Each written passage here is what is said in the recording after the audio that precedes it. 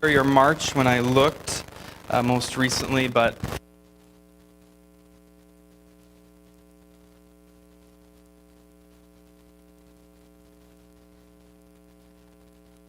people, when they think of missions, is this going to work? Are we good?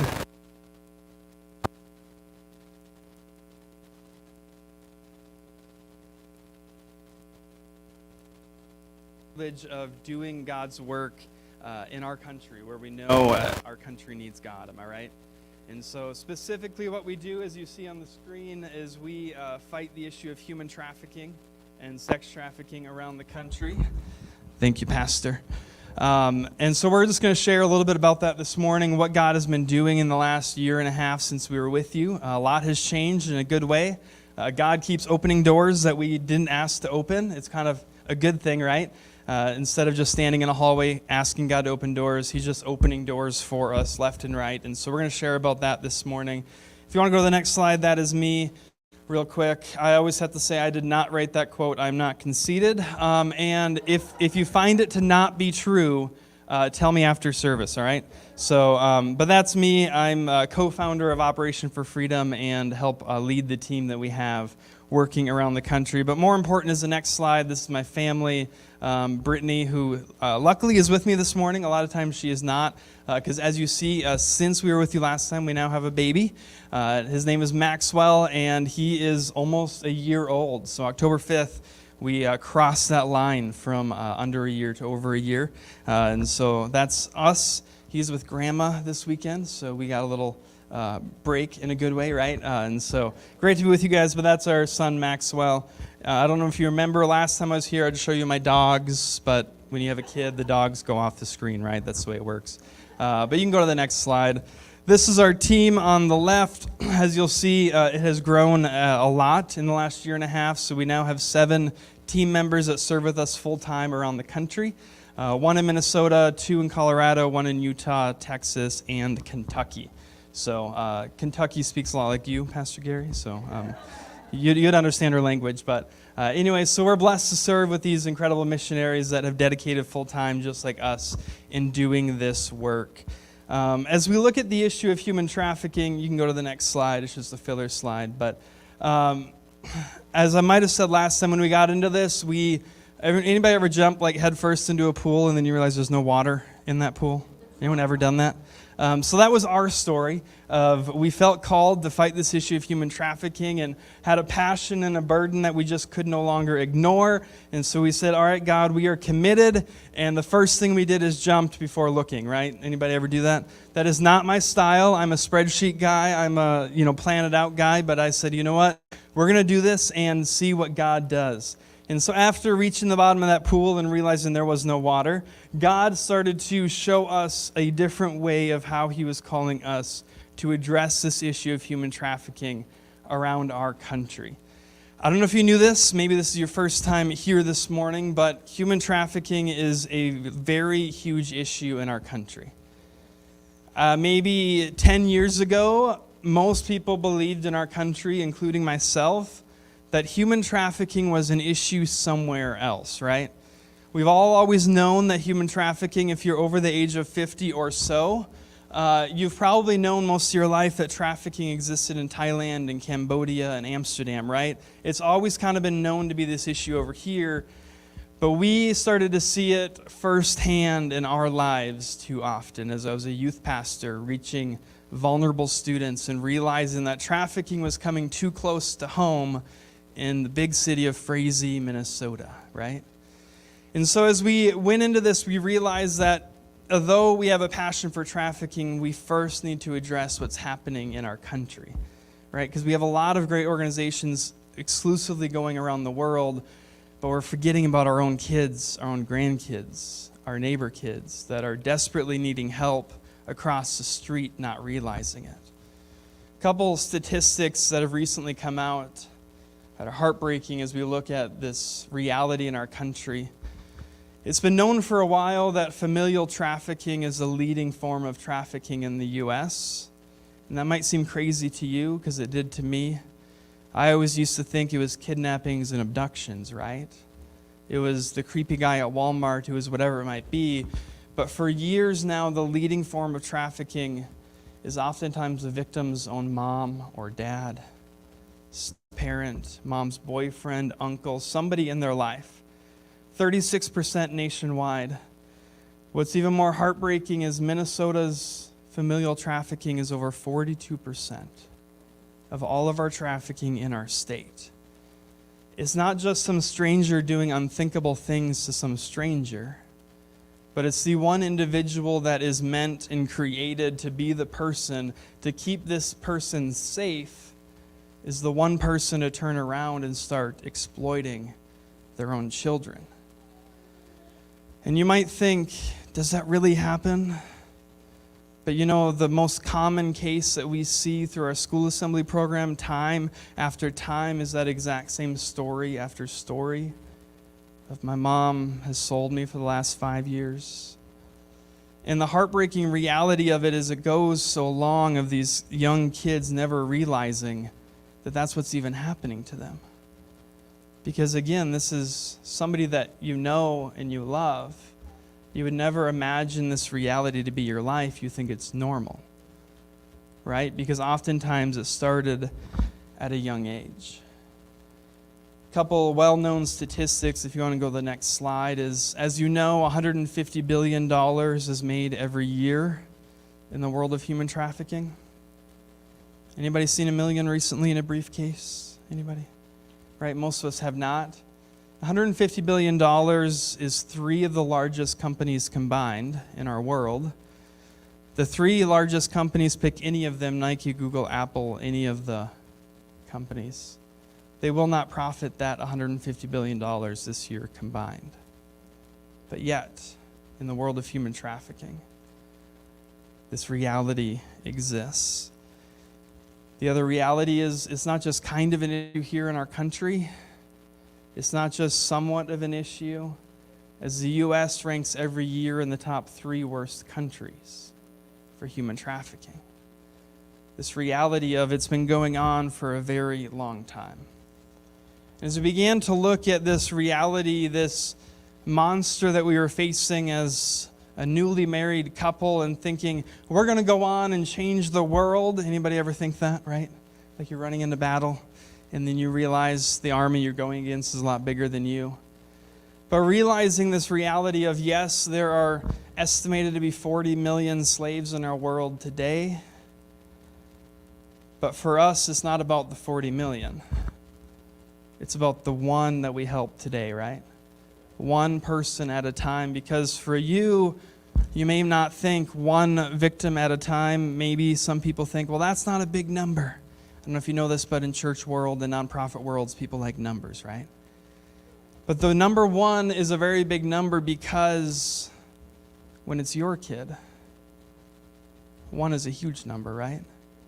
When it's a kid in your community that you find out was being victimized and trafficked, that one kid was a very, very big number in your life, right? So as we developed this organization with another team member in Colorado, looking at how can we impact as many ones as possible. As many people today and as many people tomorrow on small scale, big scale, we'll see where God takes it. But seeing what is God going to do through us, and that's all that we can do, right? Otherwise you burn yourself out and you go crazy. So a couple things that we started doing. Some of these might be familiar if you were here last year. Some of them are new. If you go to the next slide, we've been doing missions teams for 5 years now. Before we even founded this organization, we were doing these missions teams into Las Vegas because, you know what the most common question was every time myself or Andrew, my co-founder, got after speaking at a church like this? It's a great question. But it was always, I love what you're doing. I love the work that you're doing, but what can I do? What can you do? I love what you go around the country do, but like for me as a random Christian in a random church, what can I do to make a difference? Besides obviously sending money, etc., like all that's needed. And so out of that question of many people just like you saying, what about me? How do I get involved? We develop these mission trips saying, you know what? Every person, every common individual just like us has a responsibility in the fight of human trafficking. no matter if you're trained or not. And so we developed these 5-day mission trips with the goal of getting every common day person involved in, first of all, learning what human trafficking actually looks like, right? Because if you've seen Taken and you've seen Sound of Freedom and you've seen those, you are not trained, okay? Right? That's not what trafficking actually looks like, no matter how much you want to believe that it is. And don't get me started on Facebook and the news and all that stuff, right? And so first, training people in Las Vegas every morning with a very intentional training about what trafficking looks like. And then you, everyday common people, hitting the streets every day for 5 days, doing something that's going to address the issue of human trafficking. Things from, like as you see on the screen, doing grill outs at vulnerable neighborhoods where 4,000 residents live in one apartment complex. Where many times the parents will say, my kids never get to go outside and play unless you guys are here because it's simply just not safe. Simply the cheapest burgers at Walmart, right? You know, the hockey pucks, right? Grilling up burgers and hot dogs, face paint, bubbles, etc. Changing the lives of kids one day at a time. And many times you'll have a mom or a dad on the side of the courtyard with tears in his eyes. Usually my favorite is the tough guys, you know, the 30, 40-year-old tough guys, standing on the side watching their kids playing. And as you go over there, he tries to hide the tear, you know those guys, right? And you begin talking to him and he says, I've never seen my kids smile like this in years. As you look at trafficking, it's all linked to what's called vulnerabilities, right? If you have a vulnerability in your life that can be used against you, you are vulnerable to being trafficked. It's how it all works. It's a big, long training, not today. But as we eliminate vulnerabilities through a simple grill out, through sharing the name of Jesus, through showing them what good, healthy, safe, positive adults look like, and how they know how they can get help when they need it, while also during that whole thing undercover identifying victims of trafficking, to identify where they live and then offer them resources at a later date, right? So this is one of the things we do on mission trips. The guys pictured are, I think, from Tennessee. Actually, the Camo guys from Minnesota. Just giving out burgers, hot dogs, giving them hope and love. Another thing we do in these missions teams, and we do them outside of missions teams, if you go to the next slide, is we search for missing children. On average, 68% of runaway children will be trafficked in the first 48 hours. 68%. So it's important that we are able to locate and find these missing kids in a very quick amount of time. And you might wonder, how do so many of these kids get trafficked so quick? I mean, 48 hours isn't very long. Well, one big reason. Most of these kids are already talking to a trafficker online and they don't even realize it. Somebody that seems great, seems their age, talking to them, messaging them, etc. And they know exactly what red flags to look out for to swoop in and leverage that vulnerability. You know, that vulnerability where they put on their Snapchat story, I hate my parents. None of us ever said that, right? Ever. Right? Or any of those things where there's a red flag of something that they can get in between, and then they say, well, if you ever wanted to run away, I could pick you up. We could go to Minneapolis. We could go wherever you want to go, right? All these different things. Or they aren't talking to anybody, but now you're in Minnesota, you ran away, it's in December, it's cold, you need food. You know, the first people to offer somebody somewhere to stay and some food oftentimes is in our church, right? If we're being honest. It's the people looking to manipulate and exploit that are there ready to offer those things. So this might seem crazy, but it works. That's why we do it. We do research. We go door to door, every single door in strategic neighborhoods where these kids have recently been spotted or seen, or they have friends that live in these neighborhoods. We get 100-some volunteers in these bright yellow vests. And people have pepper spray, usually not for people, it's for the pit bulls and the dogs, right? I always tell people when we're training, if it's a puntable dog, you punt it. If it's not, you spray it, okay? So if you love a Chihuahua, I'm sorry if I just offended you, but that's the way it works. Go door to door, every single door, handing out a flyer as you see with the individual's face, information, phone number of who to call. Every single door gets this flyer. And then what happens, two different things. One, the kid realizes, oh no, every person now knows that I'm missing, and they get embarrassed, right?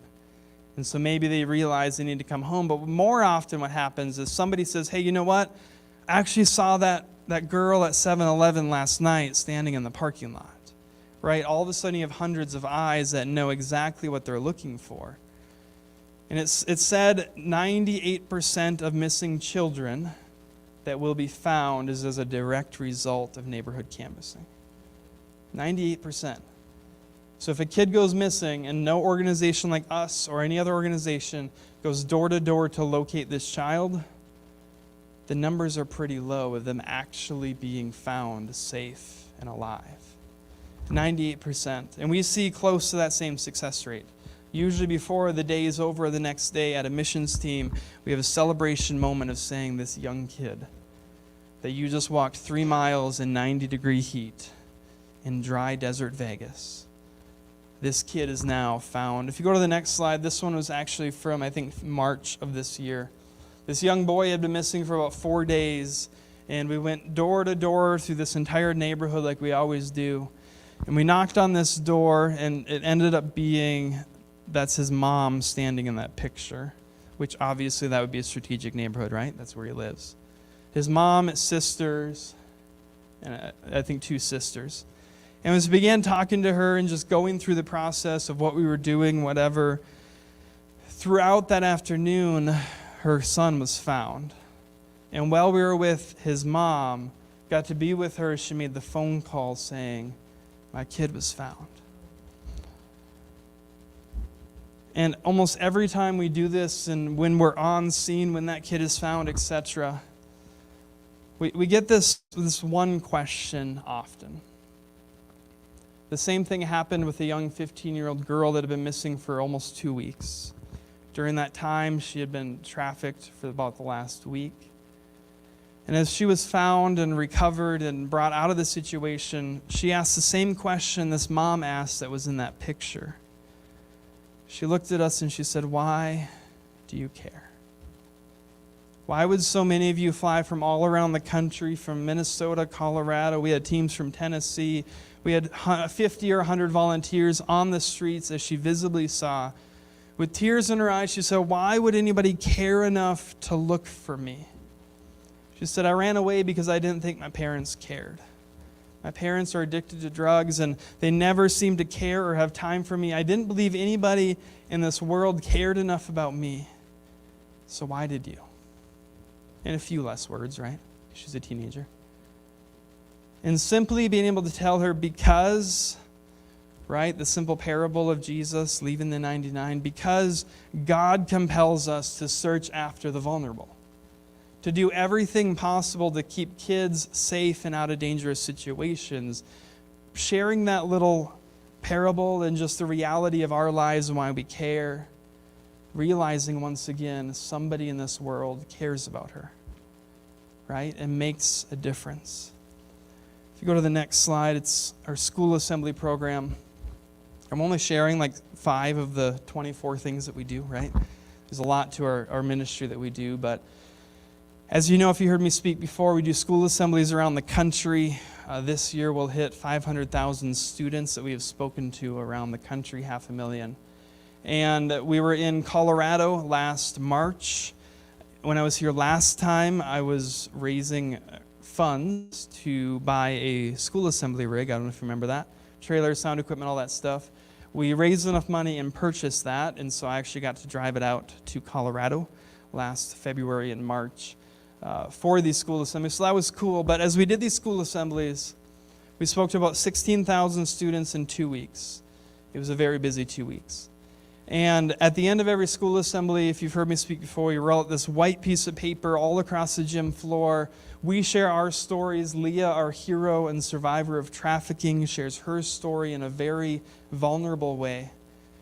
And Bo shares his story of surviving a suicide attempt and all this different stuff. And at the end of the school assembly, Andrew tells them, you've heard our stories. You've heard what we've been through. You've heard the different things that have been shared today. You've heard our stories, but now we want to hear your story. What's your story? Maybe it's something you've never shared with somebody before, but we're here and we make a very big, dangerous promise. You know what those are, right? When you promise something that's a little dangerous. If you're in the mental health realm like my wife is, the promise is very dangerous, where we stand up in front of every student and we tell them, we promise you if you share something with us today, we will get you help. It's a big promise because you don't know what they're going to share. You don't know what it all involves at the end of that story, right? And as you can read on this slide, this was in Colorado, a 14-year-old in Colorado. It says, my real parents sold me for real money. And I always had sex with them, and I will always cry, and it was no fun. And they will not care about me. And I can't tell the rest. The most heartbreaking words for me on that screen are the last 5 words, to be honest. Can you imagine writing that reality on a piece of paper, but then there's more to the story that you don't feel like you can actually write down? This young 14-year-old girl, as we connected with her after she wrote this down, and she talked to a teacher, she talked to one of our team members, she told us the rest of the story. She says, I remember when I was 5 years old was the first time my mom ever sold me. In fact, she sold me for $5. But it didn't just happen once. She's now 14, 9 years later, and this thing was playing itself over and over again, being sold over and over again. And as she shared her story, she said, I've always wanted to share my story, but I realized that today I had to. For one reason, actually 2 reasons. I have 2 younger siblings, and I never want it to happen to them. Right? Story after story of these young girls and boys. I don't know if I shared the story last time in Joplin, Missouri, a junior in high school, same story, being sold at the age of 10. It's not just one story or 2 stories, but every school, junior high and high school that we go to, we tell people we'll have at least one report of human trafficking and exploitation. No matter if you're a really rich school in a great community or a really poor school with a lot of issues. In fact, the really nice-looking schools usually have most of the issues, right? Because nobody talks about it. You have to act like you're just like everybody else, right? At the same school tour in Colorado, as I said, 16,000 students that we spoke in front of. And afterwards, the school counselors emailed us and said, I just want you to know, we've had 1,200 reports after your school assembly of abuse, trafficking, sexual abuse, self-harm, suicidal ideation. That's just the 1,200 that actually came forward. Just the 1,200 that actually said something, right? That's almost 10% of their student body that came forward and said something. Shows the heartbreak. We'll be heading to Memphis area here in a couple weeks, and then Mississippi a couple weeks after that. Joplin will be back in March. Once again, just reaching students, giving them one chance to get out of their situation that they have. One of the cool new developments, if you go to the next slide, that we've had since last time I was here, started this January, was Operation Puerto Rico. So, I don't know if you knew this, Puerto Rico is part of the U.S. Okay, so I'm still a U.S. missionary. I won't get fired. And so we started going to Puerto Rico because we just, actually, to be honest, I went there on vacation last May. It was our baby moon. For those of you over 30, that's what us millennials do right before the baby comes. It's your last vacation. It's called the baby moon, okay? So we went there on a little vacation. And while we were there, as with every place you go, somewhere nice, little resort, whatever, go a couple blocks away and you realize it's an entirely different situation of what's really going on in that country or that territory. So as Andrew and I and the rest of the team are talking about, okay, Vegas is great. We're always going to work in Vegas. We're going to always be there. But what does God have next for us? Where are we expanding to? Just Puerto Rico came to our mind, my mind, and said, why don't we see what's going on there? Now, if you're a guy like me that likes research, and after service you look up human trafficking in Puerto Rico, you'll be like, there is no human trafficking in Puerto Rico. So why is that guy going there, right? Statistics tell you human trafficking is not happening there. They do not have reporting. Nothing is actually being done. But as you go down there, it is very obvious that human trafficking is a very large issue there. It's just not being reported. And honestly, a lot of the law enforcement are corrupt in Puerto Rico. They're paid off, like many other locations around the world. So we went down there just on a whim and met with the leadership of the Assemblies of God of Puerto Rico.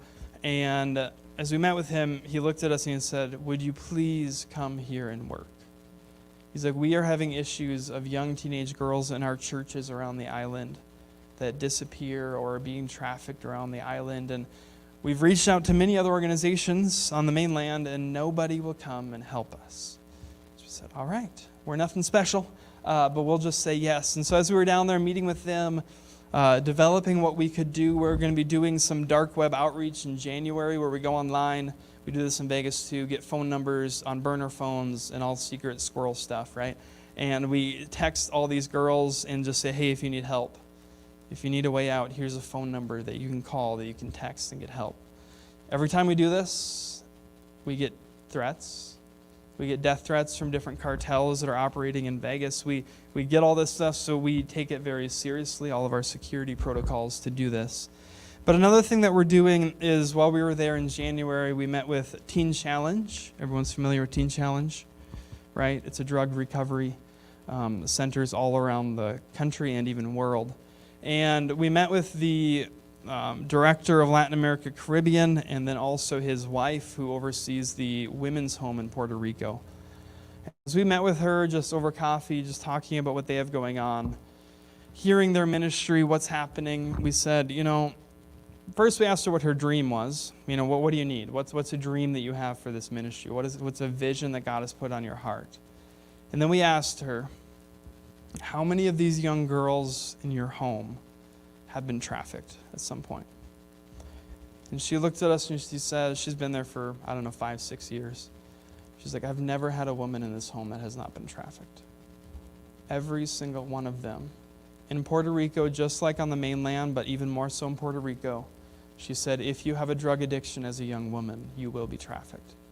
It's just the reality that she sees every single day.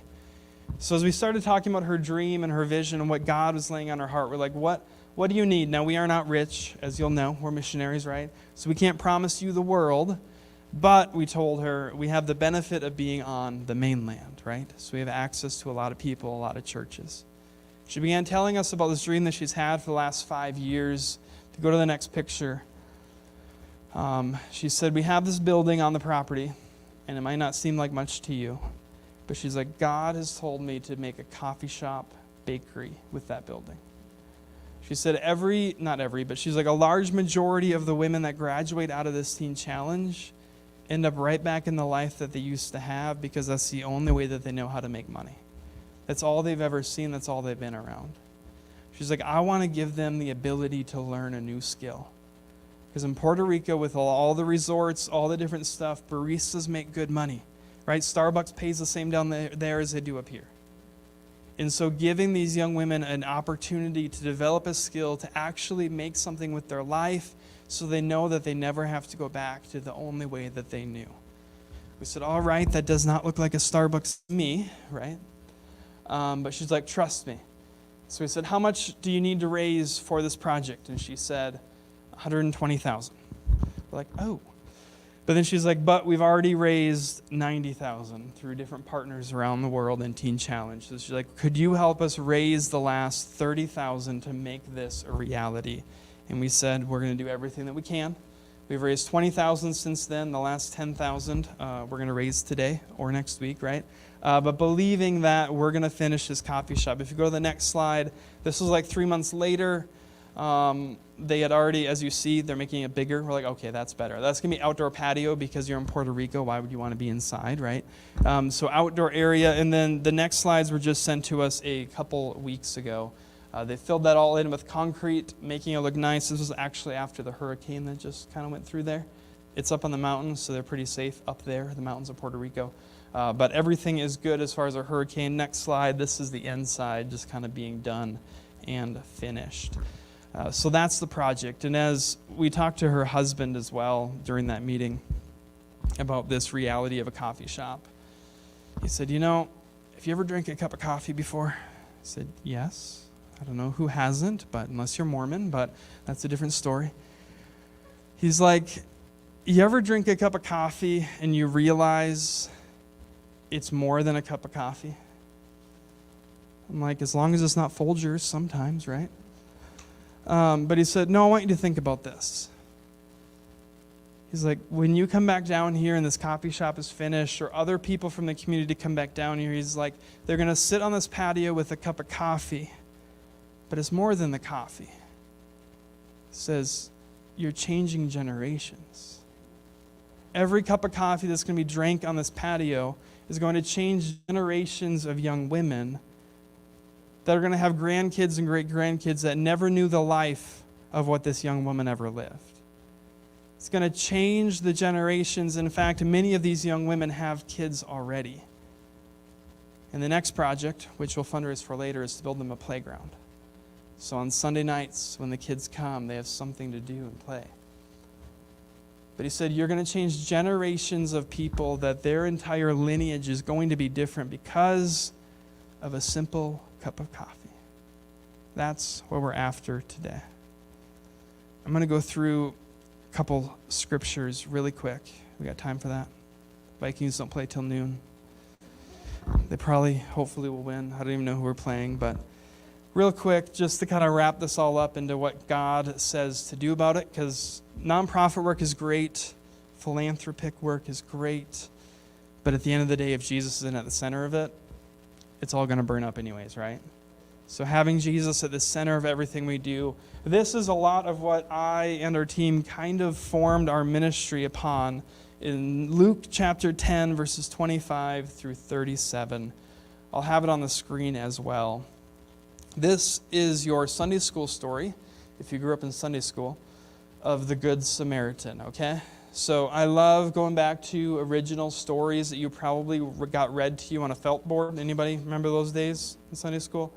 With a donkey on the felt board, all that different stuff.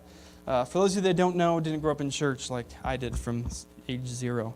Fun fact, I actually lived here from 0 to 4 in Walker. So anyways, in the high school somewhere, I was probably looking at a felt board at that time. But back to the sermon. Luke chapter 10.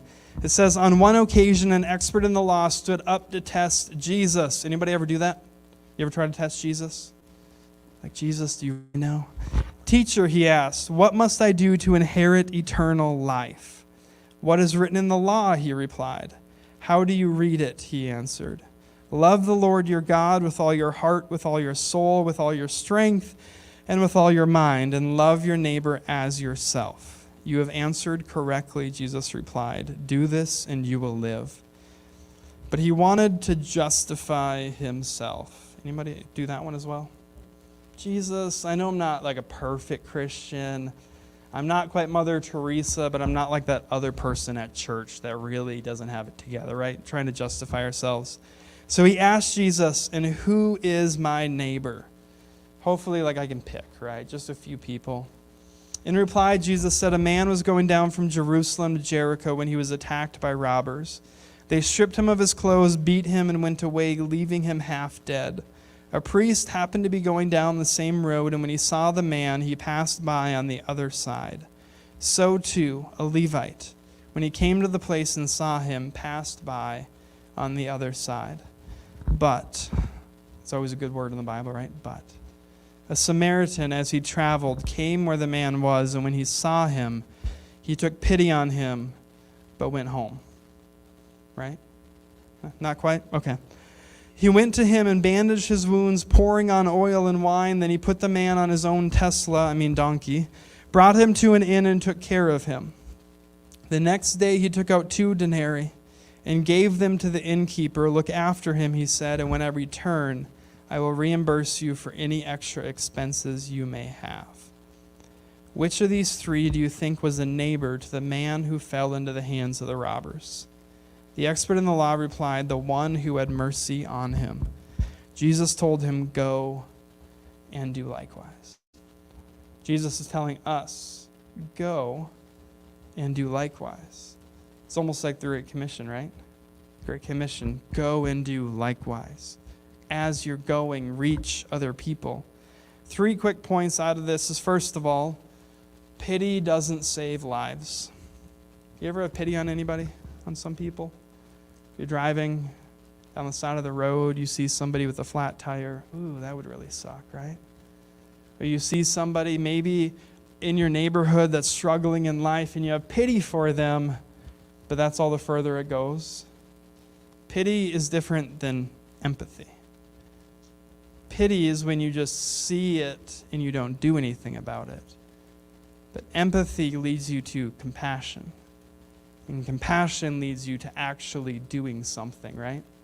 So first of all, pity doesn't save lives. We got to actually do something. Number 2 is that living on mission takes time and resources. Have you ever had God interrupt your plan and your schedule to help somebody? Anybody? Like that friend of yours, their life is falling apart. It always happens at the most inconvenient time. Can we be honest? Right? You're busy. What I find is oftentimes God doesn't interrupt us when we have nothing going on. Right? Compassion can be inconvenient.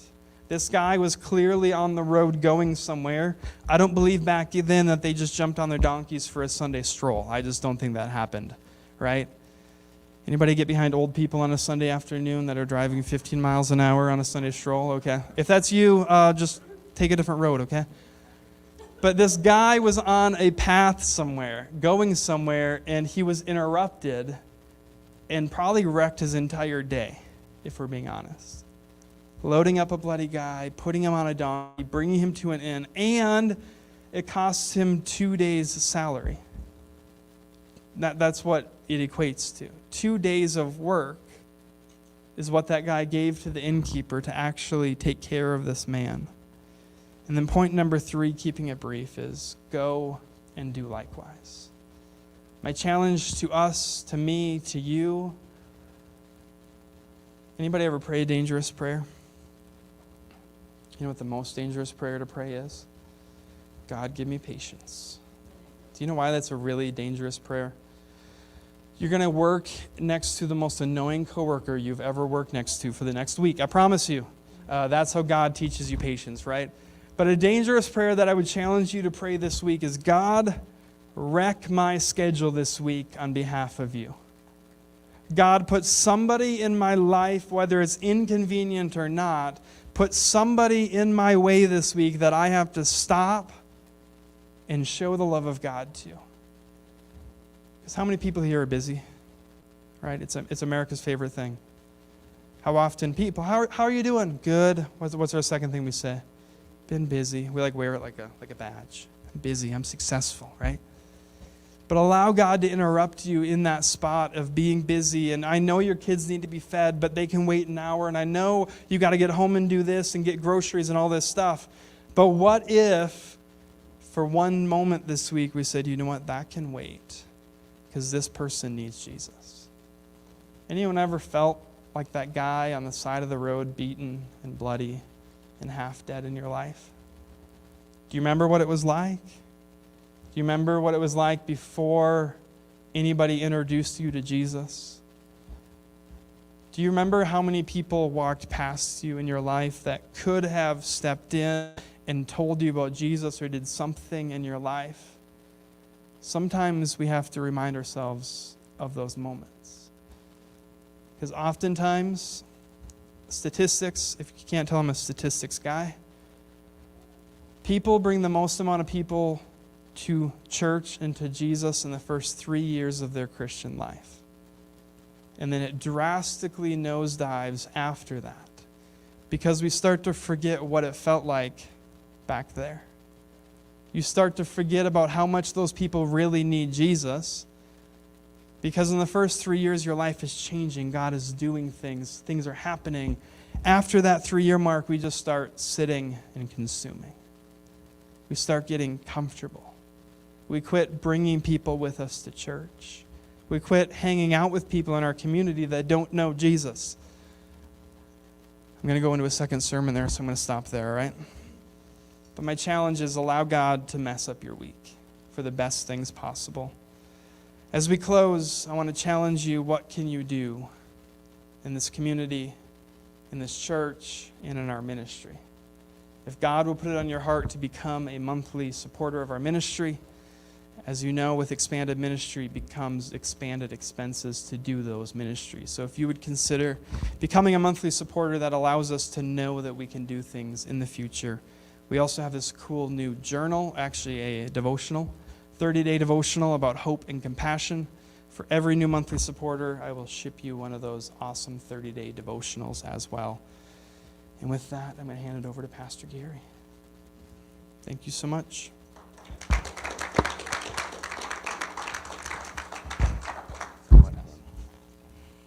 Amen.